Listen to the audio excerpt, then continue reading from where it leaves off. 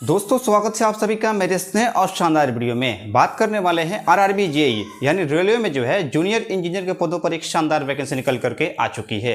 इसके लिए आपको फॉर्म को कैसे अप्लाई करना है स्टेप बाय स्टेप एक लाइव फॉर्म फिल करके आपको इस वीडियो में दिखाने वाला हूँ। यदि आपने बीटेक कर रखा है किसी भी स्ट्रीम में और यदि आपने डिप्लोमा किया है तभी आप इसके लिए फॉर्म को अप्लाई कर सकते हैं। तो चलिए ले चलते हैं आपको कंप्यूटर के स्क्रीन पर और दिखाते हैं कि कैसे आपको फॉर्म को अप्लाई करना है।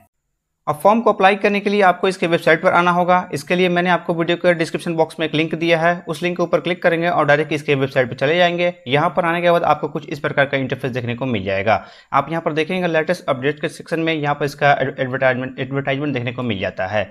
इसके बाद फॉर्म को अप्लाई करने के लिए आप देखेंगे ऊपर अप्लाई का बटन मिलता है, इसके ऊपर क्लिक करेंगे और इसमें दो ऑप्शन आएगा, क्रिएट एन अकाउंट और दूसरा है ऑलरेडी हैव एन अकाउंट। यदि आपके पास पहले से अकाउंट बना रखा है तो इसे ऑलरेडी पे क्लिक करेंगे और यदि आप फ्रेश कैंडिडेट है तो क्रिएट एन अकाउंट पे क्लिक करेंगे और इतना क्लिक करते ही आप चले जाएंगे अगले स्टेप में। अगले स्टेप में ये आपसे कहेगा कि यदि आपने एएलपी की जो वैकेंसी आई है, इसके अलावा जो आपको टेक्नीशियन की वैकेंसी आई है, जो आरपीएफ की वैकेंसी आई है, मतलब ये सारी वैकेंसी अभी आई हुई है। यदि आपने इन सभी वैकेंसी में किसी एक का भी फॉर्म अप्लाई किया है ना, तो उसी अकाउंट से यहाँ पर लॉग इन करके आप इस भी फॉर्म को अप्लाई कर सकते हैं। मतलब यही है कि यदि आप इनमें से किसी का भी फॉर्म आपने अप्लाई किया है तो आपको दोबारा अकाउंट क्रिएट करने की आवश्यकता नहीं है।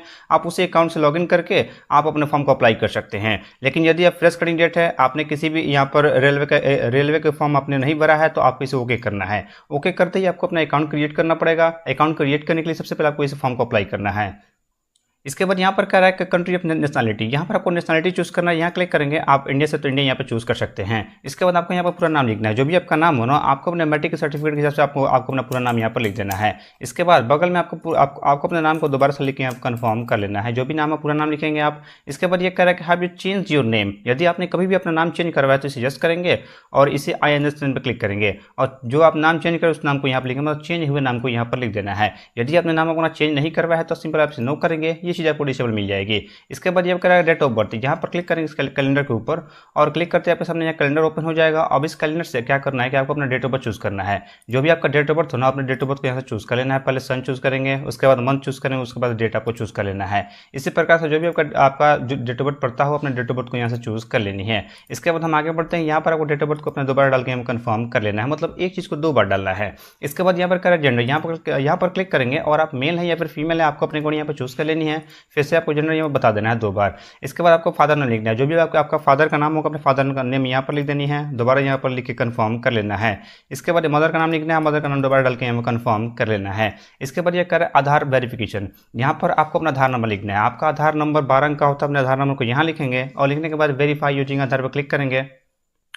इसके बाद आपको अपने आधार कार्ड को यहाँ पर वेरीफाई कर लेना है। इसके अलावा यदि आपके पास आधार कार्ड नहीं है और उसके जगह आप चाहते हैं तो कोई दूसरा डॉक्यूमेंट देने के लिए, तो यहाँ पर देखेंगे एक option I do not have an Aadhaar card, इसके ऊपर क्लिक करेंगे और क्लिक करने के बाद आपको यहाँ पर करना है कि I do not have Aadhaar card, इसके ऊपर क्लिक करेंगे और क्लिक करने के साथ ही होगा क्या कि आपको दूसरा कोई आईडी देने का यहाँ पर ऑप्शन खुल के आ जाएगा। जैसे यहाँ पर क्लिक करेंगे और देख सकते हैं इतने सारे आपको आईडी देखने को मिल जाएंगे। इनमें से कोई एक आप दे सकते हैं यदि आपके पास आधार कार्ड नहीं है तो।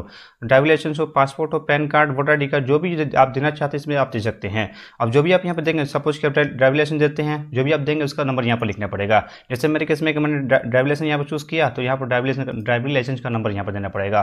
ठीक है, ऐसे आपको अपना पैन नंबर देते हैं तो पैन नंबर यहाँ पर लिखना पड़ेगा। अपने वोटर आई.डी कार्ड को देते हैं तो वोटर आई.डी कार्ड का नंबर यहाँ पर देना पड़ेगा। मतलब ये कि जो आई.डी यहाँ पर चूज़ करेंगे उसका नंबर यहाँ पर आपको लिखना पड़ेगा। उम्मीद है आपको चीज़ें क्लियर हो गई होंगी। इसके बाद इशू अथॉरिटी कहाँ से अपना इशू करा अपने आई.डी को, इसके बाद प्लेस ऑफ इशू कहाँ से इशू हुआ है।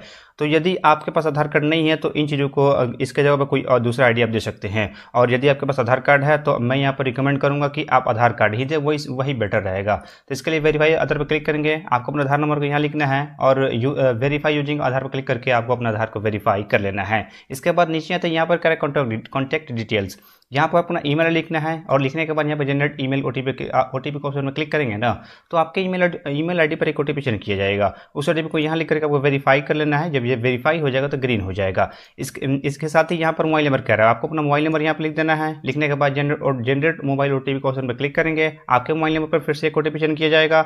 उस ओटीपी को यहाँ लिख करके इसे भी आपको वेरीफाई कर लेंगे हैं। जैसे आप वेरीफाई कर लेंगे ओटीपी डाल के तो ये चीज़ यहाँ पर ग्रीन हो जाएगा। इसका मतलब ये है कि आपका वेरीफाई हो गया है। इसके बाद नीचे तो यहाँ पर कह रहा है क्रिएट योर पासवर्ड।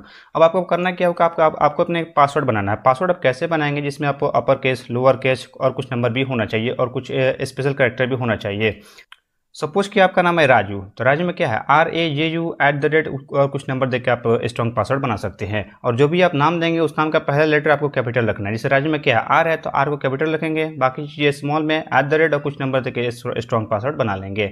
उम्मीद आपको चीज़ें क्लियर हो गई होंगी। जो आप पासवर्ड बनाएंगे उसे यहाँ लिखेंगे और लिखने के बाद यहाँ पर पासवर्ड दोबारा से लिख अपना कन्फर्म कर लेना है। इसके बाद इस कैप्चा कोड को जैसे मैंने दिखाई दे रहा है वैसे यहाँ पर लिख करके आपको preview and create an account के ऑप्शन पर आपको क्लिक कर देना है। इसके बाद इतना करते ही आप देखेंगे आपके फॉर्म का प्रीव्यू यहाँ पे खुल के आ जाएगा। आप अपनी चीज़ों को मिला लेंगे, सब चीज़ सही है कि नहीं। अगर कुछ गलत हो गया तो यहाँ एडिट पर क्लिक करके आप अपनी चीज़ों को सुधार सकते हैं। अदरवाइज आपको लगता है सब चीज़ सही है, इस बॉक्स को टिक आउट करेंगे और टिक आउट करने के बाद क्रिएट एन अकाउंट का ऑप्शन पर आपको क्लिक कर देना है। क्लिक करने के साथ ये पूछेगा details fill create an account, आपको इसे प्रोसीड कर देना है। और प्रोसीड करने के साथ ही अगले स्टेप में आप देखेंगे कि अकाउंट आपको सक्सेसफुली यहाँ पर क्रिएट हो जाएगा। यहाँ पर ग्रीन में भी देखने को मिल जाता है। इसके बाद अब आपको लॉगिन करना होता है। लॉगिन करने के लिए आप यहाँ पर अपना मोबाइल नंबर या फिर ईमेल आईडी दोनों में से कोई एक चीज़ यहाँ पर डालेंगे। डालने के बाद यहाँ पासवर्ड लेंगे, जो पासवर्ड आपने क्रिएट किया था ना रजिस्ट्रेशन करते समय, उसी पासवर्ड को यहाँ लिखेंगे। और लिखने के बाद इस कैप्चा कोड को जैसा लिखा वैसे यहाँ पर क्लिक करके लॉगिन के ऊपर क्लिक करके लॉगिन कर लेना है। तो चलिए फटाफट हम यहाँ से अपना लॉगिन कर लेते हैं।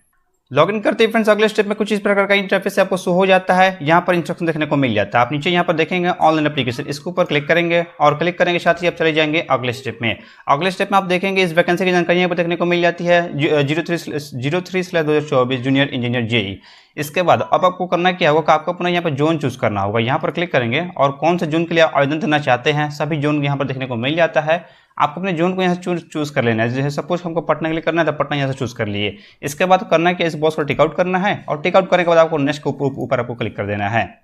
इसके बाद इतना करते ही आप देखेंगे कुछ जानकारी अब यहाँ पर ऊपर आपका शो हो जाता है जो आपने रजिस्ट्रेशन करते वक्त दिया था। इसके बाद यहाँ पर क्या मैरिटल स्टेटस, यहाँ पर क्लिक करेंगे। आप मैरिड या फिर अनमैरिड है आपको अपनी अकॉर्डिंग यहाँ पे चूज कर लेनी है। इसके बाद रीजन बताना, यहाँ पर हिंदू मुस्लिम क्रिश्चियन जो भी हो आपको अनुसार यहाँ पर चूज कर लेनी है। इसके बाद यहाँ बगल में देखें यहाँ पर क्या मदर टंग, आपकी जो मातृभाषा उसे यहाँ से चूज कर लेनी है। सभी लैंग्वेज देखने को मिल जाती है, जो आपका लैंग्वेज हो ना मातृभाषा उसे यहाँ से चूज कर लेनी है। इसके बाद ये कह रहा है choice of language of examination, आपको अपना एग्जाम कौन से लैंग्वेज में देना चाहते हैं वो लैंग्वेज यहाँ पे चूज करना है। तो इसके लिए यहाँ क्लिक करेंगे और हिंदी बंगाली जो भी हो आपको अनुसार यहाँ पे चूज कर लेनी है कौन से लैंग्वेज में आप एग्जाम देना चाहते हैं। इसके बाद ये कह रहा है परमानेंट विजिबल मार्क्स और 1 और 2, यहाँ पर 2 आपको मार्क्स बतानी है। जैसे होता है ना बॉडी में जला का निशान, कटक निशान, उस तरह का आप कोई भी निशान यहाँ बता सकते हैं। एक यहाँ बताएंगे और एक यहाँ बताएंगे। यदि आपके पास कोई एक ही है तो दूसरे में आप यहाँ पर लिख सकते हैं NA मतलब नॉट अवेलेबल। इसके बाद आप नीचे स्क्रॉल करेंगे पर यहाँ पर आपको कम्युनिटी बताना है, यहाँ पर क्लिक करेंगे और कैटेगरी बताना है कि जनरल है, SC ST OBC या फिर EW जो भी आपको अपने साथ यहाँ पर चूज कर लेनी है। इसके बाद यदि आप जनरल यहाँ पर चूज करेंगे और यदि आप SC तो SC यहाँ से चूज करेंगे। SC चूज करते ही आपको कहेगा कि INS एग्री पर क्लिक करेंगे। इसके बाद आपको अपने सर्टिफिकेट की जानकारी देनी होगी। यहाँ पर क्या रखेंगे नेम ऑफ द कास्ट, यहाँ पर क्लिक करेंगे और जो भी आपका कास्ट होना अपने कास्ट का नाम यहाँ पर लिखेंगे। इसके बाद सर्टिफिकेट नंबर, आपको जाति प्रमाण का आपको अपने जाति प्रमाण पत्र का संख्या यहाँ पर लिख देनी है। इसके बाद इशूइंग अथॉरिटी कहाँ से आपने बनवाया है CO लेवल से DM लेवल से जो भी बनवाया यहाँ से आपको चूज कर लेनी है। इसके बाद ये पूछ रहा है डेट ऑफ इशू, कब आपने सर्टिफिकेट बनाया उसे यहाँ उस डेट को यहाँ से चूज कर लेनी है। जब भी आपने बनाया हो ना अपने डेट को यहाँ से चूज कर लेनी है। इसके बाद ये पूछा do you wish to avail free rail travel pass for the exam, मतलब क्या है जो SC ST और OBC कैटेगरी से आते हैं ना उनको यहाँ पर ट्रेन का पास मिलता है। जिससे आप एग्जाम देने जाएंगे ना तो उस पास को दिखा देंगे, आपको टिकट कराने की आवश्यकता नहीं पड़ेगी। तो वो आप लेना चाहते हैं जिससे यस करेंगे और यहाँ पर आपको बताना ही होगी please indicate nearest railway station, आपको अपना रेलवे स्टेशन का नाम बताना जो आपको नज़दीक हो। इसके बाद upload your valid caste certificate, यहाँ पर कास्ट सर्टिफिकेट आपको अपलोड कर देना है यदि आप पास लेना चाहते हैं। तो अगर नहीं लेना चाहते तो इसे नो कर देंगे। इसके बाद इसी प्रकार से यदि आप OBC तो OBC यहाँ पे चूज करेंगे और इसे INS में क्लिक करेंगे। इसके बाद यहाँ पर आपको बताना है कि आप OBC के नॉन क्रिमिनल है या फिर नहीं है। आपको यस नो में जवाब देनी है। यदि आप नॉन क्रिमिनल में आते हैं तो इसे INS पे क्लिक करेंगे। इसके बाद यहाँ पर ठीक वैसे आपको अपने नॉन क्रिमिनल की जानकारी यहाँ बतानी होगी। यहाँ पर सर्टिफिकेट नंबर लिखेंगे, इशू अथॉरिटी बताएंगे कहाँ से आपने बनाया अपने सर्टिफिकेट को। इसके बाद डेट ऑफ इशू कब आपने बनवाया है। तो उम्मीद आपको चीज़ें क्लियर हो गई होंगी। और देखेंगे यदि आप जनरल से आते हैं जनरल में चूज करेंगे और ये सभी चीज़ें देने का आपको आवश्यकता नहीं पड़ेगी। और यदि आप SC ST या फिर OBC से आते हैं तो ये आपको देना पड़ सकता है। इसके बाद ऐसे ही है यदि आप EWS कैटेगरी से आते हैं तो EWS में चूज करेंगे, INS पे क्लिक करेंगे। इसके बाद आपको सर्टिफिकेट नंबर, इशू अथॉरिटी और डेट ऑफ इशू भी यहाँ बता देनी है। तो जो भी आपका कैटेगरी है उसी हिसाब से चूज करेंगे और उसी प्रकार से आपको अपना जाति प्रमाण पत्र का डिटेल यहाँ पर दे देना है। उम्मीद आपको चीज़ें क्लियर हो गई होंगी। इसके बाद आगे बढ़ते हैं। यहाँ पर क्या रहा है प्रेजेंट एड्रेस, आपको अपना एड्रेस बताना है। सबसे पहले आप स्टेट बताएं कौन से स्टेट का आप निवासी है। जो भी आपका स्टेट होना अपने स्टेट का नाम यहाँ से चूज कर लेनी है। सभी स्टेट का नाम यहाँ पर मिल जाता है। इसके बाद डिस्ट्रिक्ट बताएंगे कौन सा डिस्ट्रिक्ट आप निवासी अपने डिस्ट्रिक्ट का नाम यहाँ से चूज करेंगे। इसके बाद यहाँ पर क्या रहा है एड्रेस, आपको पूरा एड्रेस लिखना है। जैसे यदि आप ग्रामीण क्षेत्र से हैं तो ये इसी में आप गांव का नाम ऐड कर दीजिए, पोस्ट ऑफिस का नाम ऐड कर दीजिए और पुलिस स्टेशन का नाम भी इसी में ऐड कर दीजिए। इसके बाद नीचे में फिर से आपको अपना गांव या फिर शहर का नाम लिख देना है। इसके बाद पिन कोड को यहाँ आपको लिख देना, जो भी आपके एरिया का पिन कोड, अपने पिन कोड को यहाँ लिख देंगे। इसके बाद यहाँ पर कर रहा है प्रेजेंट एड्रेस और यहाँ पर कर रहा है परमानेंट एड्रेस। यदि आपका प्रेजेंट और परमानेंट एड्रेस दोनों सेम है तो इस बॉक्स पर टिक आउट करेंगे, दोनों जगह सेम सेम हो जाएगा। और अलग अलग है तो आप अलग अलग भी यहाँ पर दे सकते हैं। और यहाँ पर देखेंगे यदि आप शहरी क्षेत्र से तो जो होता है ना, जो house number, block number, building number होता है तो उसी हिसाब से यहाँ पर भर लेना अपने शहर के अकॉर्डिंग। उम्मीद है आपको चीज़ें क्लियर हो गई होंगी। इसके बाद करेंगे क्या, इस बॉक्स पर टिक आउट करने के बाद यदि दोनों सेम है तो और अलग अलग है तो आप यहाँ पर अलग अलग भी दे सकते हैं। देने के बाद आपको सेव के ऑप्शन पर क्लिक कर देना है। उसके बाद नेक्स्ट के ऊपर फिर से क्लिक कर देना है।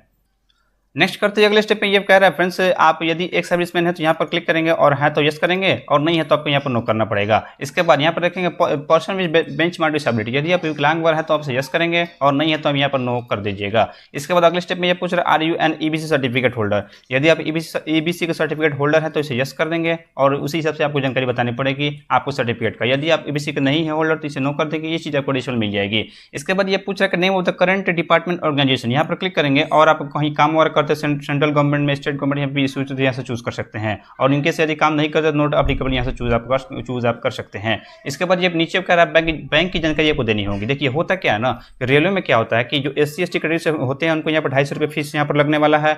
और उनका क्या होगा कि यदि आप एग्जाम में बैठ जाएंगे ना तो उनका 250 रुपया रिफंड हो जाएगा। उसी के लिए ये बैंक अकाउंट का डिटेल्स यहाँ पर मांगा जाता है ताकि आपका पैसा वापस कर दिया जाए। ठीक ऐसे ही क्या होता है कि ओबीसी में आपको 500 रुपये जमा करना पड़ेगा इस फॉर्म के लिए और उसमें से होगा कि 400 आपका रिफंड हो जाएगा, केवल 100 रुपये आपको लगने वाला है। तो ये चीज़ आपको क्लियर हो गई, उसी लिए यहाँ पर बैंक का डिटेल यहाँ पर मांगा जा रहा है। यहाँ पर करेंगे क्या, नेम ऑफ अकाउंट होल्डर, यहाँ पर नाम लिखेंगे अपने बैंक होल्डर का। इसके बाद अकाउंट नंबर लिखें अपने बैंक का, अकाउंट नंबर दोबारा लिख के यहाँ पर कंफर्म कर लेनी है। इसके बाद IFSC कोड लिखेंगे और कोड लिखते ही यहाँ पर कंफर्म पर क्लिक करेंगे तो आपका बैंक का नाम और उस बैंक का एड्रेस यहाँ पर ऑलरेडी आ जाएगा ऑटोमेटिक। इतना करने के बाद आपको सेव के ऊपर को क्लिक कर देने हैं। सेव करते ही आपका डाटा यहाँ पर सेव हो जाएगा। इसके बाद नेक्स्ट के ऊपर आपको फिर से क्लिक कर देना है। इतने करने के बाद अगले स्टेप में यहाँ पर कह रहा है क्वालिफिकेशन, आपको अपने क्वालिफिकेशन को ऐड करना है बारी बारी से। तो सबसे पहले यहाँ पर कह रहा है मैट्रिक की जानकारी। तो मैट्रिक की जानकारी में करना क्या, यहाँ बोर्ड आपको चूज करना है, यहाँ पर कौन से स्टेट से आपने मैट्रिक पास किया है। फिर डिस्ट्रिक्ट चूज करेंगे, डिस्ट्रिक्ट चूज करने के बाद आपको बोर्ड यहाँ पर लिखना है कौन से बोर्ड से आपने मैट्रिक पास किया हुआ है। इसके बाद डेट ऑफ पासिंग, कब आपने मैट्रिक पास किया उस डेट को यहाँ से चूज कर लेनी है। इसके बाद आपको अपना मैट्रिक का रोल नंबर यहाँ पर लिख देना है। लिखने के बाद आपको यहाँ पर ऐड पर क्लिक करेंगे, आपकी मैट्रिक की जानकारी यहाँ पर ऐड हो जाएगी। ठीक ऐसे ही यहाँ पर आपको अपना ग्रेजुएशन की जानकारी यहाँ पर ऐड करनी है। यहाँ पर क्लिक करेंगे और यहाँ पर आपने क्या किया, 3 ईयर्स का डिप्लोमा किया है, बैचलर डिग्री किया है या फिर डिग्री इंजीनियर किया है, जो भी आपने किया उसे यहाँ से चूज करेंगे। और चूज करने के बाद आपको डिसिप्लिन बताना है कौन से डिसिप्लिन में आपने क्या किया। जैसे मान लीजिए हमने इंजीनियरिंग यहाँ पर चूज किया तो कौन से स्ट्रीम में आपने किया वो इसे यहाँ से चूज करेंगे डिपार्टमेंट। इसके बाद सब स्ट्रीम क्या है यहाँ पर लिखेंगे, स्टेट बताएं कौन से स्टेट से आपने पास किया है। इसके बाद यहाँ पर लिखने के बाद यहाँ पर डिस्ट्रिक्ट बताएंगे कौन से डिस्ट्रिक्ट से आपने अपना ग्रेजुएशन किया हुआ है। इसके बाद कॉलेज का नाम यहाँ पर लिखेंगे या फिर यूनिवर्सिटी का, दोनों में से कोई एक चीज़ यहाँ पर नाम लिख देंगे। इसके बाद यहाँ पर करें डेट ऑफ पासिंग, कौन सा डेट को आपने ग्रेजुएशन अपना पास किया उस डेट को यहाँ से चूज कर लेनी है। चूज करने के बाद आप ऐड पे क्लिक करेंगे, ये भी जानकारी आपकी इसकी तरह यहाँ पर ऐड हो जाएगा। अब ऐड होने के बाद आपको फिर से नेक्स्ट के ऊपर क्लिक कर देना है। इसके बाद अगले स्टेप पे आप देखेंगे फ्रेंड्स, यहाँ पर आपको डॉक्यूमेंट अपलोड करना है। डॉक्यूमेंट के तौर पर यहाँ पर आपको फोटो अपलोड करना है और यहाँ पर सिग्नेचर अपलोड करना है। फोटो के लिए क्या क्राइटेरिया यहाँ पर देखेंगे, आपका पासपोर्ट साइज फोटो अपलोड करना है जो 6 महीने से ज़्यादा पुराना नहीं होना चाहिए। इसके बाद यहाँ पर देखेंगे 30 से 70 के बीच होना चाहिए इसका साइज, और JPG में चल जाएगा। और यदि हम इसके बात करें पिक्सल में तो 320 से लेकर 240 का पिक्सल यहाँ पर रहने वाला है। इसी के अंदर आपको अपने फोटो को अपलोड करना है। और ये ध्यान रखेंगे आप फोटो जब लेंगे आप किसी प्रकार का टोपी वगैरह या फिर चश्मा वगैरह नहीं पहने होंगे, आप सिंपल में खड़ा होकर एक लाइटिंग वाला फोटो यहाँ से अपलोड कर देना है। इसके बाद यहाँ पर सिग्नेचर अपलोड करना है। इसका क्या क्राइटेरिया है, तो आपको करना है क्या है कि एक सादा पेज पे आपको ब्लैक या फिर ब्लू पेन से आपको यहाँ सिग्नेचर करना है, उसी को अपलोड करना है। JPG में होना चाहिए और देखेंगे यहाँ पर 140 से लेकर 60 पिक्सल में ये चल जाएगा और ये भी 30 से 70 के बीच होना चाहिए। अपलोड करने के लिए ब्रश पे क्लिक करेंगे और अपनी चीज़ों को सिलेक्ट करके यहाँ से अपलोड कर देंगे और अपलोड करने के बाद सेव करेंगे। सेव करने के बाद आपकी चीज़ें यहाँ पर सेव हो जाएंगे सक्सेसफुली। इसके बाद आपको नेक्स्ट के ऊपर फिर से क्लिक कर देना है। इसके बाद अगले स्टेप में आप देखेंगे यहाँ पर आपको जो भी आपके क्वालिफिकेशन के हिसाब से जो भी यहाँ पर पोस्ट होगा ना वो यहाँ पर देखने को मिल जाएगा। अब आपको प्रीफरेंस देना है और प्रीफरेंस देने के लिए प्लस पे क्लिक करेंगे। आप जिसे पहले और जिसे बाद में रखना चाहते हैं यहाँ से अपने कोडिंग यहाँ पर रख सकते हैं, और यदि किसी को हटाना चाहते हैं यहाँ से हटा सकते हैं, फिर से यहाँ से ऐड कर सकते हैं। मतलब प्रीफरेंस देना है, पहले किसी को रखेंगे, दूसरा किसी को, तीसरा किसी को रखना चाहते हैं। इतना देने के बाद आप नीचे आएंगे, यहाँ पर आपको इस बॉक्स पर टिक आउट करना है और टिक आउट करने के बाद सेलेक्ट एलिजिबल एग्जाम ग्रुप यहाँ पर आपको क्लिक करना है। और क्लिक करने के साथ ही देखेंगे अगले स्टेप में आप फिर से यहाँ पे चूज़ करेंगे और यहाँ पर जो भी अपने ट्रेड की चूज़ किया होगा उसी हिसाब से यहाँ से आपको चूज़ कर लेनी है। आपका खुद ब खुद वहाँ दिखेगा जो आपने स्टार्टिंग में चूज़ किया होगा। इसके बाद इस बॉक्स पर फिर से यहाँ पर क्लिक करेंगे और यहाँ पर प्लेस लिखेंगे, जहाँ से अपने फॉर्म को अप्लाई कर रहे हैं उस जगह का यहाँ पर नाम लिख देंगे। इसके बाद यहाँ पर डेट शो करेगा और यहाँ पर आपको करना है कि सेव के ऊपर क्लिक करेंगे। सेव करते ही आपका डाटा फिर से यहाँ सेव हो जाएगा। इसके बाद प्रीव्यू एप्लीकेशन के ऊपर क्लिक करेंगे, आपकी फॉर्म का यहाँ पर प्रीव्यू खुल के आ जाएगा। जितनी भी जानकारी आपने अभी तक दी है वो सारा यहाँ पर हो जाता है। आपको अपनी चीज़ों को मिलाना नहीं है कि सब चीज़ सही है या नहीं। अगर कोई चीज़ गलती हो जाती है तो एडिट का बटन मिल जाता है, यहाँ क्लिक करके आप अपनी चीज़ों को सुधार सकते हैं। अदरवाइज आपको लगता है सब चीज़ सही है तो इस बॉक्स पर टिकआउट करेंगे। टिकआउट करने के बाद आपको सबमिट का ऑप्शन पर क्लिक कर देना है। सबमिट करते ही फिर से अगेन आपको सबमिट के ऊपर क्लिक कर देना है और इतना करते ही आपका फॉर्म फाइनल यहाँ पर सबमिट हो जाता है। इसके अतिरिक्त यदि आपका फॉर्म फी यहाँ पर लगेगा तो आपको यहाँ पर जमा करना होता है। तो फॉर्म फी जमा करने के लिए 2 ऑप्शन मिलता है आपको, एक पे विद SBI e-पे से और पे विद CSC वॉलेट से। तो यहाँ पर पेमेंट करना पे विद SBI हम करना चाहते हैं, इस पर क्लिक करेंगे, इस बॉक्स पर टिकआउट करेंगे और प्रोसीड के ऑप्शन पर क्लिक करेंगे और क्लिक करने के साथ ही हमको ये लेके चला जाएगा पेमेंट गेटवे पर, जहां से हमको अपना पेमेंट करना होगा। तो पेमेंट करने के लिए आपको थोड़ा देर वेट कर लेना है। हाँ, देख सकते हैं मेरा पेमेंट गेटवे यहाँ पर आ गया, हमको यहाँ से पेमेंट करना है। अब पेमेंट करने के लिए आपको बहुत सारे ऑप्शन मिल जाते हैं, debit card, credit card, UPI सबका ऑप्शन मिल जाते हैं, देख सकते हैं यहाँ पर। और सपोज का UPI करना चाहते हैं, UPI यहाँ पर क्लिक करके आपको अपने UPI ID पे चूज करेंगे, यहाँ पर लिखेंगे और यहाँ से पेमेंट आपको कर देना है। यदि आप डेबिट कार्ड से करना चाहते हैं, डेबिट कार्ड पर यहाँ क्लिक करेंगे, कार्ड नंबर लिखेंगे, कार्ड होल्डर का नाम, एक्सपायरी मंथ, डेट और मंथ लिखेंगे और CVV नंबर लिख के पेन ऊपर क्लिक करके आपको पेमेंट कर देना है। पेमेंट करते ही आपका फॉर्म फाइनली सबमिट हो जाता है। तब जाकर आप अपने फॉर्म का प्रिंट आउट निकाल करके अपने पास सुरक्षित रख सकते हैं। तो इस प्रकार हमने देखा फ्रेंड्स कि कैसे आपको RRB JEE के लिए फॉर्म को अप्लाई करना है। उम्मीद है आपको वीडियो पसंद आई होगी। पसंद आई है तो वीडियो को लाइक कीजिए, चैनल को सब्सक्राइब कीजिए और अपने दोस्तों के साथ शेयर कीजिए। आज के लिए बस इतना ही, मिलते हैं किसी नेक्स्ट वीडियो में। Thank you for watching.